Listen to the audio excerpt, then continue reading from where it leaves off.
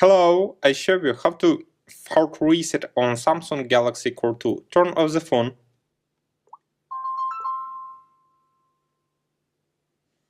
Next, press and hold the power button, volume up key and home button for a few seconds.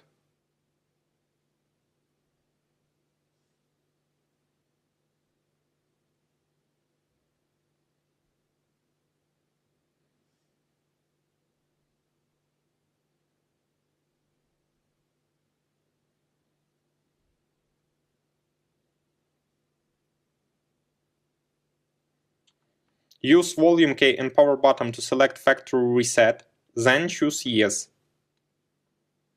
Finally, click the power button.